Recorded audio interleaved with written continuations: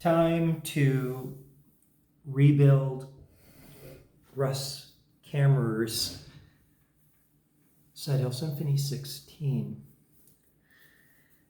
I'm not in any rush.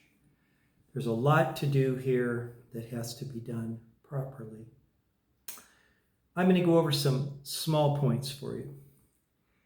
On a symphony, the bumpers sit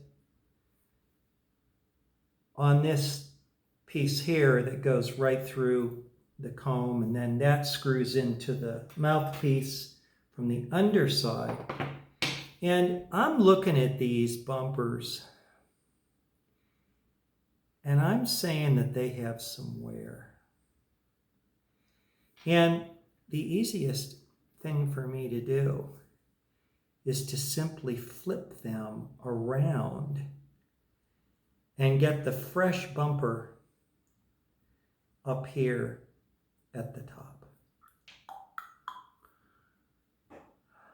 It's just, it's an easy way for me to get a good bumper onto here.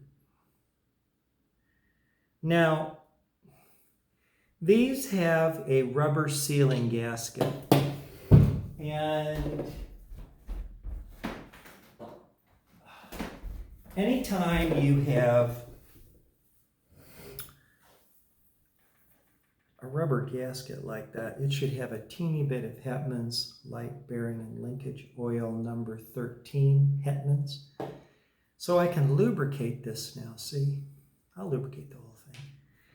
And it just gives it a little bit of lubrication so it can go through a little easier. I mentioned to you this is a complex situation. It's a complex situation for a lot of reasons. This is that beautiful slider that he made that has the divot here for the lip. And I'm going to have to see whether it fits with these Kettlewell resonant covers, which was really the primary thing that we were looking to do, was to get these on to the harp. And then of course I have the stock covers and all the different parts here. I also have a slide which has an ERGO button on it. Isn't that beautiful? Comfortable to the finger at all angles of attack. We have that. Come here. Have that small amount of lubrication. And that's interesting. That slide does ride on that. Here's the blank, what I call a flat blank, checkered blank, whatever. A couple of things. These are unusual instruments because the slide spring goes over here. Not up here. You'll see that he put on a massive lanyard lock here. He made that and put it into place with a pin. He's quite the genius with his handwork. He also has this lanyard, which is this monster hand lanyard. I'm not going to put it back on his harp. I'll make him do that. And so I guess we can start to think about putting it together. This question with the slide is whether it will fit over the resonant covers, Kettlewell resonant covers, which are a little larger in the footprint than the stock ones. I don't know the answer to that question. Maybe yes, maybe no. I don't know. Here's this. And this.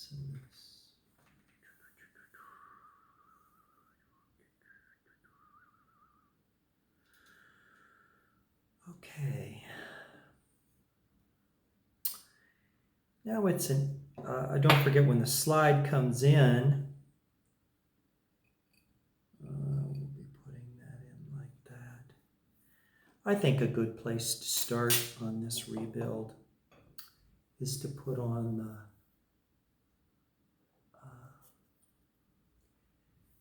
reed plates one at a time. And of course, this has been repaired too. This had breast saver repair.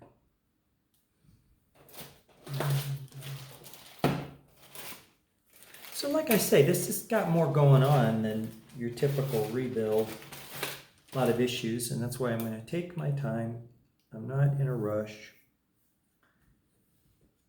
And by the way, I do use special screwdrivers. This is a screwdriver kind of dedicated. It's a German 262P Weha blue finish. They have a really wonderful tine here. And so what I'm going to do is start to put these in. And when I'm putting in screws,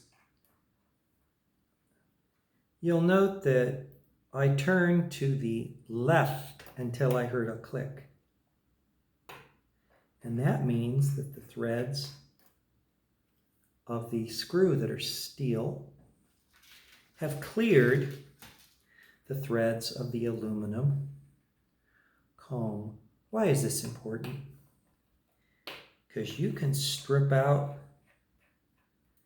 the threads in an aluminum comb right like that.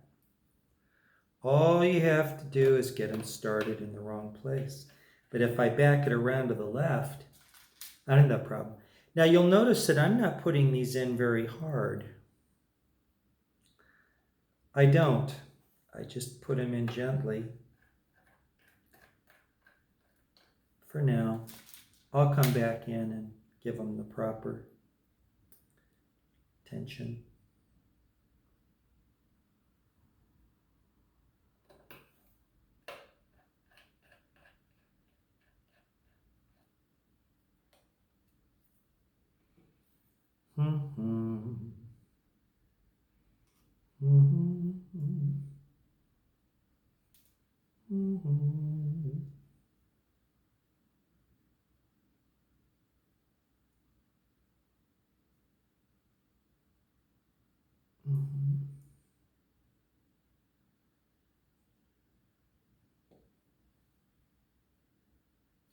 Now this is interesting.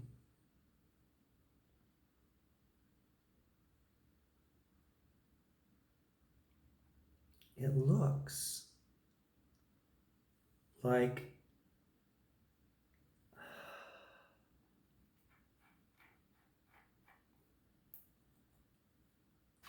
this I did not know. What did I not know? I did not know that the screws that hold in, or the screw which holds in the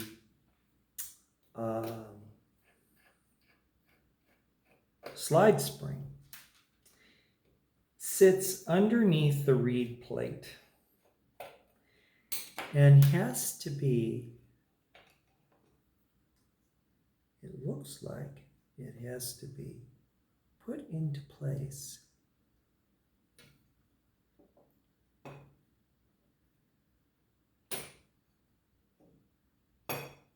Yeah, before the reed plate goes on. Isn't that interesting? Let's find out.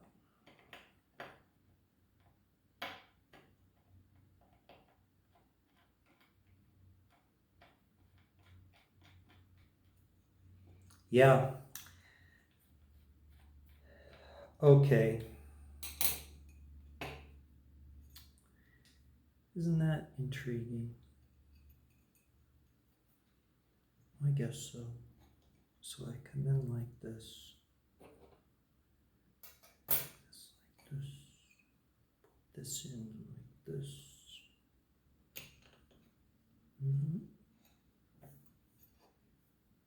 This is interesting.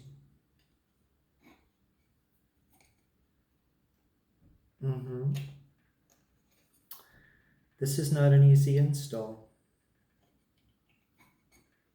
because I have to hold it down seated.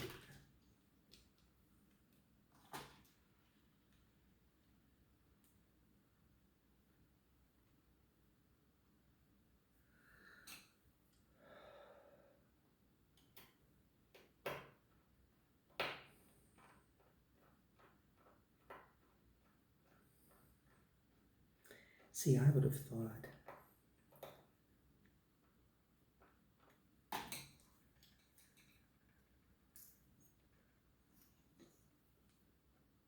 that's good.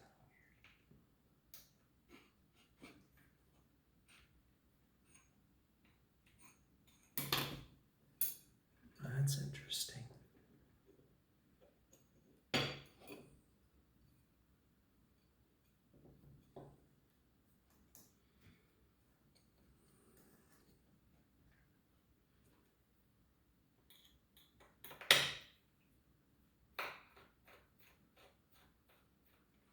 That screw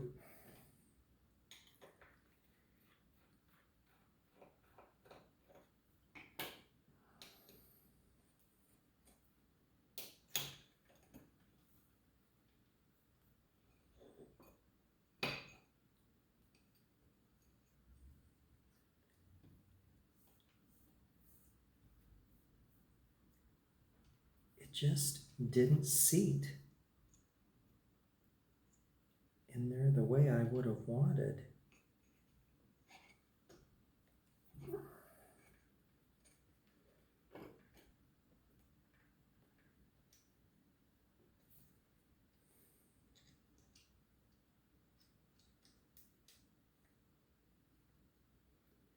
Those heads look like they're the same size, but they're not. They had two screws. One had a fatter head, one had a thinner one. And this one takes the thinner one. I couldn't see the difference, but it's very real.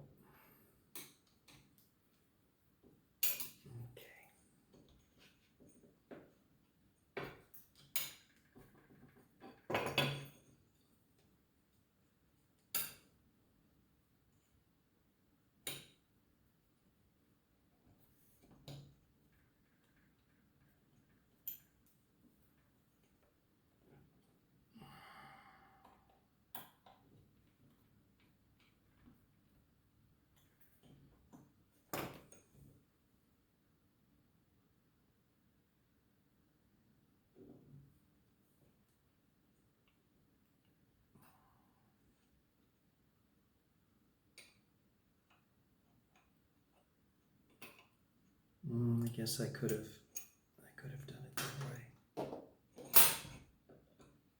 After all. Yeah, it did have a little chop out for it.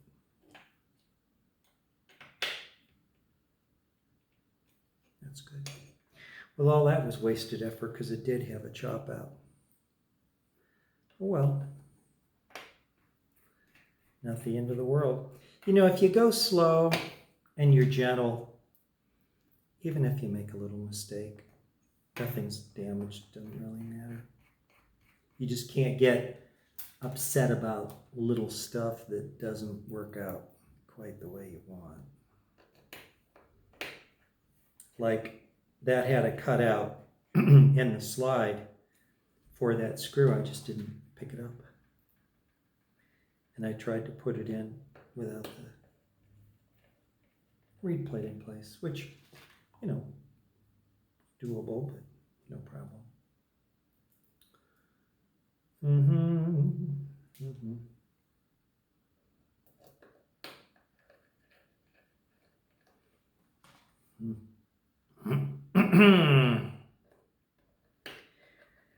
The screw, these reed plate screws, each reed plate has its own set of screws. So it's a little bit more involved. You know, you have to do twice as many screws, but I'd still go for it because I like that you can kind of leave things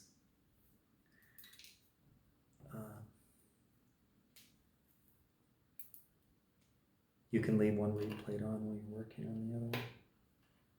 I guess that's a good thing. This harp had a lot of use, I could tell from the bumpers.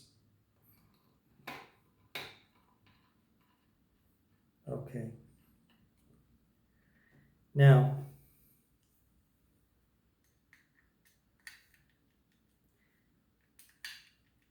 these don't get a lot of torque. They don't need a lot of torque. You just need to be pretty snug. But you don't want to be honkering on them. You will be sorry.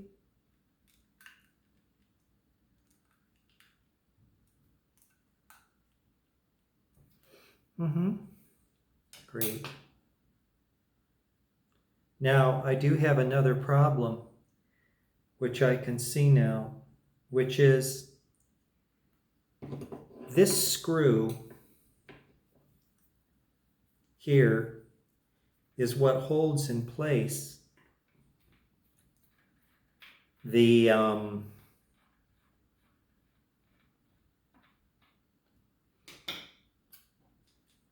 bumper. So it has to come out again. See, this has a chop in it here, and it stays in place because of this screw. See, that'll what keeps that from dropping out. So I had to come back out here and put this in again.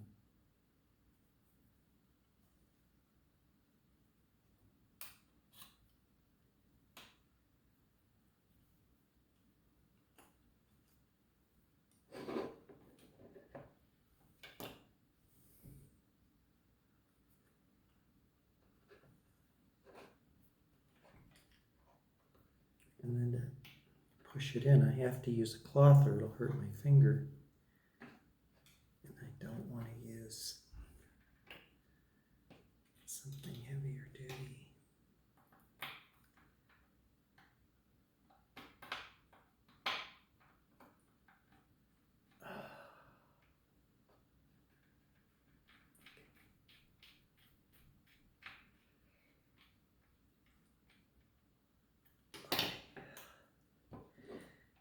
Okay, that keeps these things from coming out. Same thing on the other side. A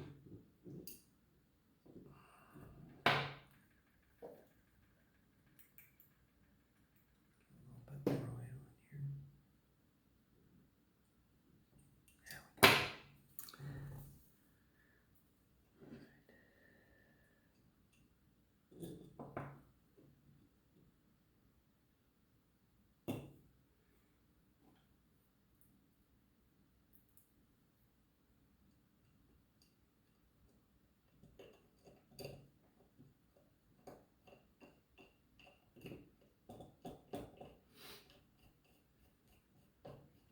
So these screws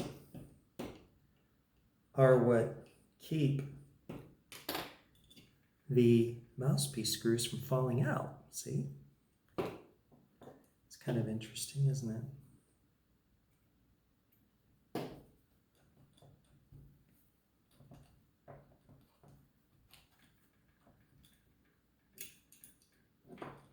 Wanted it lubed a little better.